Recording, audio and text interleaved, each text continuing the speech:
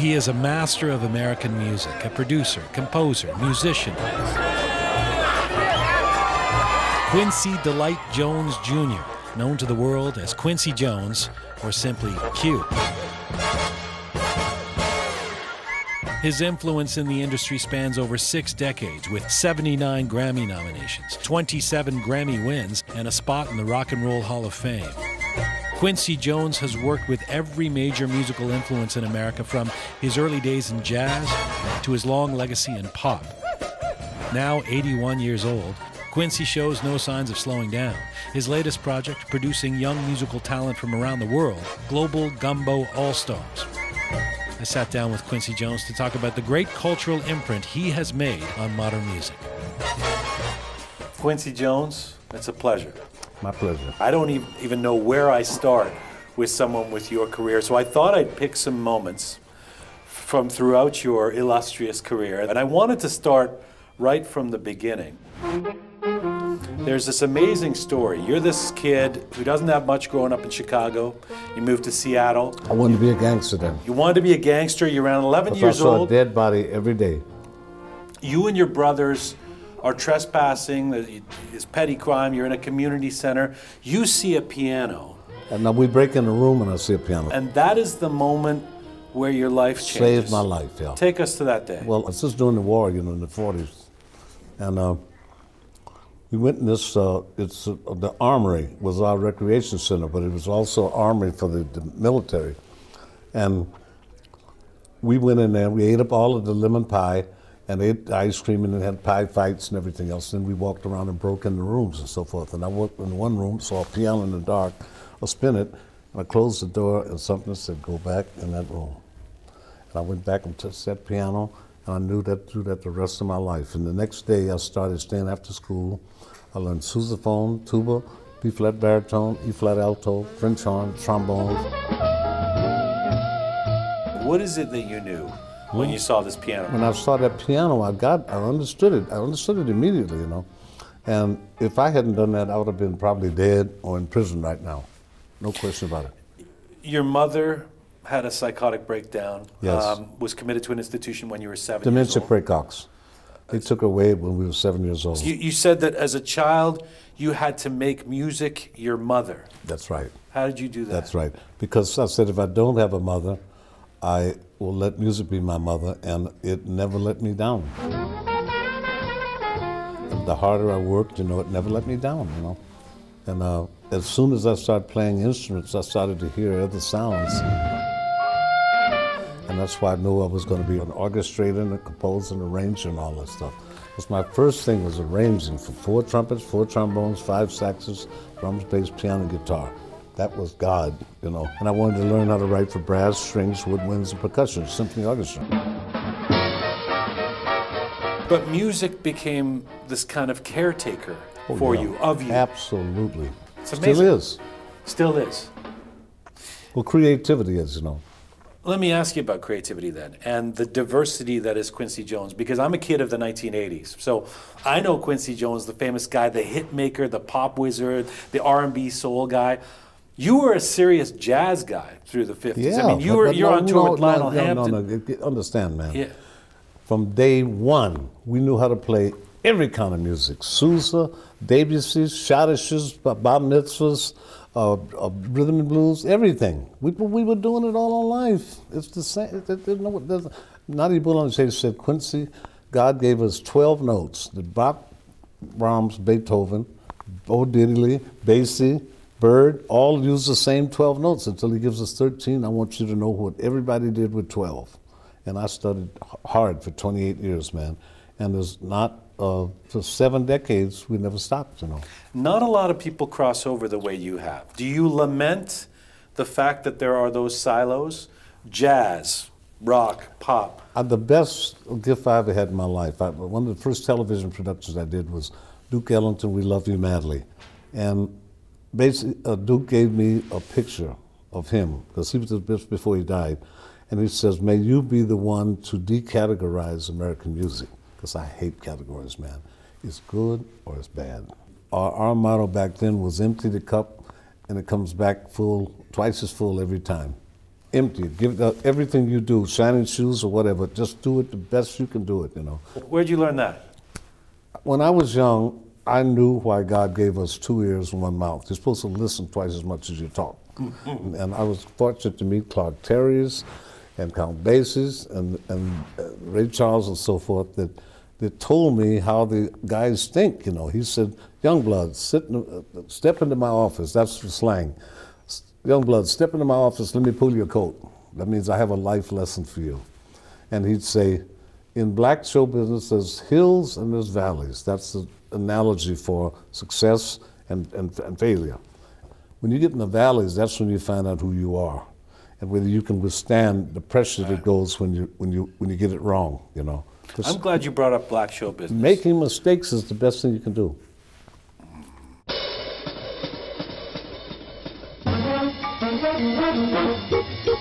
In the 60s, you become the first high-level African-American executive at a major record label, Mercury Records. In the same decade, you become the first black composer to be recognized by major studios in Hollywood.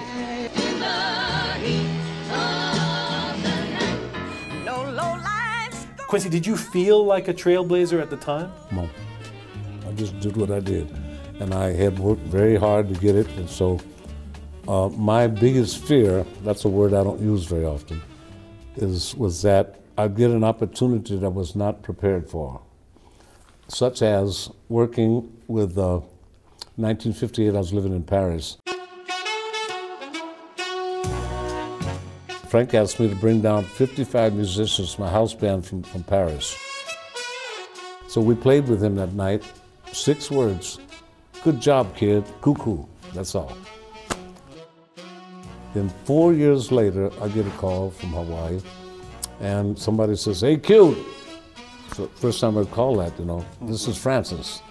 I'm directing a film in Kauai called None But the Brave, and I heard the record you did for Basie last year, and you took Bart Howard's In Other Words, which is a waltz, and you know, and we did it with Basie. You know, 4/4. Sure. And he said, that's the way I want to do it. And said, would you consider doing a record with me and Basie? Man, I said, is the Pope a Catholic? Absolutely. And I knew Basie since I was 13. In other words, hold my hand. But you also, I mean, as a producer then, your first major hit. But I didn't know what producer was then. But your first major hit is with Leslie Gore, the song It's My Party. Here you are, this black jazz big band musician, and you produced this massive hip hop song, largely for a white audience. 18 of them. What did you learn about being a crossover success with that song? But we were used to that. We were used to that. That was no big deal. I mean, in Seattle, are you kidding? With Ray, we all knew that. Look who's coming, a big fat butterfly. Ray Charles, everybody knew it. You had to know it because that was like the song of the times, you know. So we had to know all of that stuff, man. And if you didn't get paid. You mentioned Ray a couple of times. Well, we came up together. You were 14, he was 16 when you first met him. 17. Stars with evil eyes. What was it with you and Ray Charles? I don't know, most of the time it's a common interest, right? I mean, that's what pulls people together. The same kind of food, the same kind of music, you know, same kind of women. You really loved him. Yeah. Oh, and vice versa. Yeah. What did you learn from him? Everything. He taught me how to read music in Braille. Because he had sight until he was 6, you know. He could see, and so he knew what the notation was, you know.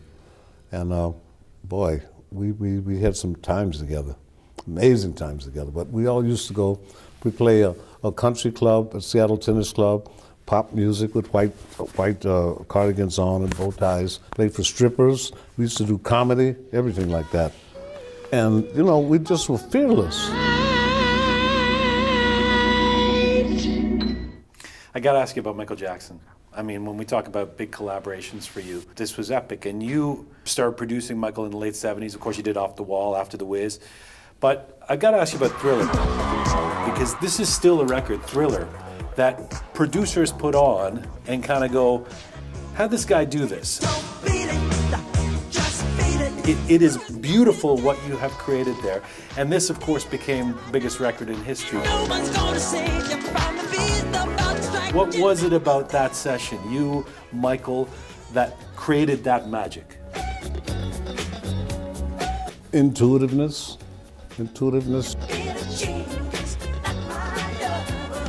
Anybody that says they know they're going to sell 104 million albums or whatever it was, are lying. You don't do that. You make something that you love, man, and makes you get goosebumps. That's what I do. And I don't care if anybody else gets them. The worst thing would happen to me was to make a record that they say, okay, these people over here like this, these people here like this, they like that. That's a disaster. No.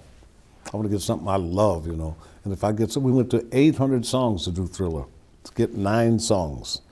And then at the end of the road, what we do is once I get those 9 songs on their feet, it's over, you know, because you got that magic, you know. Michael was also involved in the next moment I want to ask you about, and this is the iconic 1985 song, We Are the World. And you bring together 40 megastars, Dylan, Springsteen, Paul Simon. This is a historical moment. You know, Live Aid, We Are the World. You've said, we made a lot of mistakes with Live Aid and We Are the World. What mistakes do you feel like you made? Here's the mistakes. So we sent $1 million worth of food over in a chartered plane to Ethiopia. And we didn't understand NGOs and the ground, how it works, you know, so we just gave it to the military. And they said, if they want it, let them come get it. And they left it on the desert floor for 4 days, it all spoiled. $1 million, that's what the mistakes we made. Are you proud of We Are the World? Of course, man. I'm proud of everything I do, man. You've said the most important lesson in life is to know who you are and to love who you are. That's right, man. When did Quincy Jones truly know who he is? After 7 years old, after you don't have a mother. You knew to love yourself at that that age, age, man. too? There was nobody else to do it except my daddy. And daddy was busy most of the time. And so when you see that, you know there's nobody there. So you say you better be there for yourself, you know. And so I had to learn that lesson real early. Chicago was a tough, look at that. There's a scar on your head. 7 years old, going the wrong street, wrong gang, Giles AC, Vagabonds, Scorpions, and they take my switchblade and nail my hand to a fence and put an ice pick in my head right there. Yeah, see that too. They don't play, man. I was 7 years old. That's the tough city. You're such an interesting guy. I mean, you're 81 years old now. You show zero signs of slowing down. I mean, let's say I'm going to keep me here till 110. All right. So where does Quincy Jones see himself on your journey? Continuously on the path. Never stop.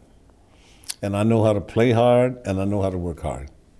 And I know how to balance it very well. And what chapter in the Quincy Jones book are we in now? I'm not counting. I don't count.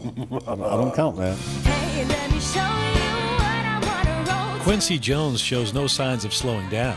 He's now focusing his passion on the next generation of musical talent. When we come back, his latest artist, the next powerful voice in Canadian jazz, Nikki Yanofsky. I believe in these kids so much I can't tell you. Thank you. I can be something new. You're bad, girl. Focus! How do you get to Carnegie Hall? Focus, focus, focus. Something told me. Montreal's Nikki Yanofsky became one of the most recognizable singers in Canada when, at the age of 16, she recorded the Vancouver 2010 Olympic song, I Believe. I believe together. The last few years, she's been working on her latest project under the guidance of Quincy Jones. That collaboration is Nikki Yanofsky's new record, Little Secret, an album executive produced by Quincy. Nikki Yanofsky, welcome. Thank you. First of all, congratulations on the album. Thank you the so birth much. of your new record. You never seen the likes of me, baby. When I walk in the room. How does it feel to finally have Little Secret out in the world? It feels amazing. It's been a secret, you know, for the whole time we were working on it. So to have it finally be out is something really incredible. Extra, extra. I'm talking to you. Or why was it important for it to be a secret? It wasn't necessarily intentional. It's just the fact that no one has ever heard it until now. You know, it wasn't like I was keeping some secret. It's just like, it sounds cooler to say that. And it's also ironic because, You're talking about a very special young person who's rooted in old school. This record feels like a statement album. It's definitely the most themed album I've ever made. You know, the last record I made, I was 15 when I did those recordings, so a lot of time has gone by since then, and I feel like I've really come into my own sound in that time, and you know, he really helped me do that. That was way back there. You said that she has it. What is it? It is when God leaves his hand on your shoulder a little longer than he leaves it on other people's shoulder, and gives them an insight and a basic passion for what they're doing. Because she's been doing this. She's been Wobblonian since she was like two. Yeah. Wobblonian Since I two, could talk. wasn't When did you first hear her sing? I was 14. she? Long time ago. She kills me I'll never way forget. back I'll there. never forget the first time I met you. I was 14 and we were with Alfredo. Yeah. And he came into his living room in a bathrobe with a smoothie and was just like, so what are you gonna play for me? And what's your initial impression of him? Well, you know, I was so nervous to meet you. I mean, I'm the biggest fan, and you know, I was singing even then. I was singing all his arrangements, you know, from Dinah Washington to Ella Fitzgerald. Like, you know, I mean, obviously I'm a huge fan of Michael Jackson too, but like for me, like the jazz stuff that he did was just like amazing. When did you get on board with this new record? From day one, from her, whatever she does, I'm on board with it. You Yeah, know? I believe in these kids so much I can't tell you. Give it up for Lady Wobbloni, Nikki Yanofsky. So the next song is actually my thank you to Quincy. What's something you've noticed about successful artists? What's one thing that they seem to have in common? Passion. Passion. And also humility and creativity and grace with success. Very important. Those two things. You never see the likes of me, baby. Clap your hands when I'm walking. What's the biggest thing you've learned musically hanging around Quincy Jones? Well, I think really just to trust my instincts, bridging the pop and the jazz and kind of having my music rooted in jazz and making it accessible to people who may think that jazz is maybe a more intimidating genre. I'm glad you sweet This is going to take you to another level internationally, one would presume. Are you ready for that? Yeah, totally. Yes, she is. I was born ready. She's really ready. Beyond ready. It's a great pleasure to get to talk to you together. Congratulations Thank on you. the new record. It's been an education and an inspiration. Thank you very much. Thank you. You are too, man. Haley Mamnu. Come on, let me hear. You know what he's saying? He's saying in Farsi. Thank you very much.